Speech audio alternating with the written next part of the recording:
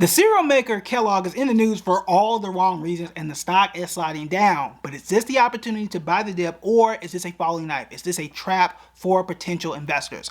Let's go ahead and break it down. Now first, off the bat, let's go ahead and explain something because I don't want you to lose money and buy the wrong stock, okay?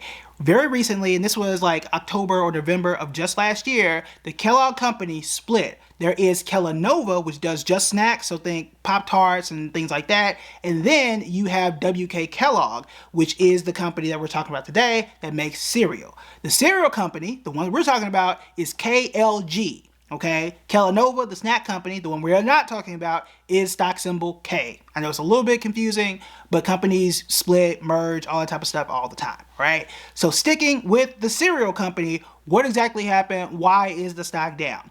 Well, CEO got on CNBC 2 weeks ago and said basically this: hey, food prices are high. Our value proposition to get it in front of the consumer and make more sales and hopefully help the stock price rise is tell people to eat cereal for dinner. That's not the best way that you should say that. Okay, now I get what you are saying, and actually he does have a point, and that's because we have not had food take up this much of our budget in 30 years. Okay, which means for somebody like me, I've never had food be this much expensive and take up this much of my budget since I was 4. And my budget at 4 was like $2. That's what my allowance was. Okay, that ain't gonna help. Okay, I was not buying food at that point in time anyway. But now as a parent of 2, bro, food is a lot, and I feel like I had way more money in years prior, right, before food prices continue to creep up and start to just stay stuck where they are. But yeah, he had a point. No, that's not the way you should probably message that, and people have reacted. There are tons of people looking to boycott, looking to avoid their products, and everything in between. This is similar, not exactly, but this is very similar to Target. Target had some issues last summer. There was a huge backlash and boycott. The stock started to fall. But if you look at the stock now, 6 months, if you look over the last 6 months, Target is up 40%. Could this be an opportunity for you to hop in and buy Kellogg as it is starting to slide? And hopefully in the next 6 months, in the next year, perhaps we can see some sort of similar return. There are some positives and some negatives here. Okay, so first start off with the positives. The first one is this: they are now just a cereal company. They don't do snacks. Now, some can argue that you got one job. And if you only got one job, you should be and can be very, very good at that one job. And your resources aren't split between different things. So for example, if I have advertising money, I don't have to say, hey, I need to advertise my frozen snacks and my Pop-Tarts and my cereal and this other stuff, and everybody gets a smaller budget and less focus. You can say, hey, I can pull all my resources and do one thing incredibly well. Now, the opposite side of that, here's what I would say. One, the barrier to entry for just cereal is low. Okay, we've seen companies like Magic Spoon and others that have come into the space, done quite well. I really don't think it is hard for anybody to create a cereal brand comparatively to a lot of other companies. You are not making your own search engine, okay? But there are a lot of people who can make their own cereal and get it on shelves. These two things are not the same. The other thing too is the competition and the negotiation piece. So when you are looking at the grocery store business, a lot of these companies have to compete for a space and negotiate for a space. Well, when Kellogg was one company, Kellogg can come in and say, look, I can have a freezer aisle because I got freezer products. I can have a dry food snack aisle for Pop-Tarts and things like that. Clearly, I miss Pop-Tarts. And I can have another aisle for cereal. Therefore, give me this price, put my products on this side of the shelf, so on and so forth. You can do that. If you are that big of a company, you're not that big of a company no more. You are just cereal now. And you could be at the whims of other larger companies. Think of perhaps a Coca-Cola, but a more analogous company, a company that's more similar, is Pepsi, right? Pepsi / Frito-Lay, they got snacks and they got drinks. So perhaps you are being priced out in that snack category, and that's taking up more room that you would have had elsewhere. So that is something that you might want to consider there. But what are the positives around the stock side of things, and could this just blow over the exact same way that it did with Target?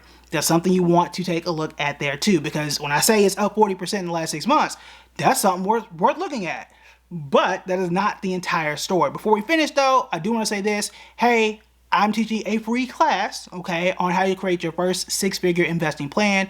We talk about what to invest in, how to invest, and obviously how to protect your money too. Again, it's totally free. The link is in the bio. You want to make sure that you check it out. And it's also on the screen. Again, sign up. It's free. You get to ask questions. I get to respond. If I don't respond to you live, then I'll likely send you an email because it sends me an email of everybody's questions. So make sure you sign up, and I will see y'all in class. All right, so going back to the Target example, okay? Yes, it's up 40% in the last 6 months, but if you invested in 2021, at the end of 2021, you ain't made your money back. And we are getting close to 3 years of you not making a dime off of a company like Target, unless you want to count dividends. But the thing is, I think Target at the end of 2021 was close to like $254 a share or so. It is not even $200 today. Right, it is still well below that number. Perhaps the next year or so, but hopefully by the end of this year, it will break back even. The problem is, in that 2.5 years, in that 3 years, there are so many other opportunities where you could have made a ton of money, especially if you were subscribing to this channel, because we put out tons of lists of great stocks every day. Okay, but take a company like Nvidia, right? We talked about Nvidia a lot over the last year, but yes, that company made was 200% in the last year. But if your money was tied up in a company like Target, that wasn't gonna help you, right? We've talked about companies like Palo Alto Networks. Now, I did have a tumble earlier, but that stock is still doing quite well. We talked about PACCAR, PCAR is the stock symbol there. That one is up very, very well, right? And when we did that video 8 months ago, imagine not investing because your money is still tied up in something like Target. What if, right? What if Kellogg is in that exact same vein where it is a value now? Many analysts think that the stock is worth anywhere between $27 to $30. Right now it's just $12. That's a good value. That is a potential 50% gain if that stock gets to that point. That's the big thing here. If that stock gets to that point. The concern is we don't know how big or bad this boycott is going to be. Okay, it could just be people on Twitter just talking stuff and going right back and doing exactly what they were doing. It just could be keyboard gangsters. You don't know, right? 2, the company could just continue sliding like it has. I don't think I mentioned it, but Kellogg in and of itself, I'm going to get the stock symbol right before I mess up, KLG, right, has been down 30% in the last 6 months by itself. But what if it just continues to do that, right?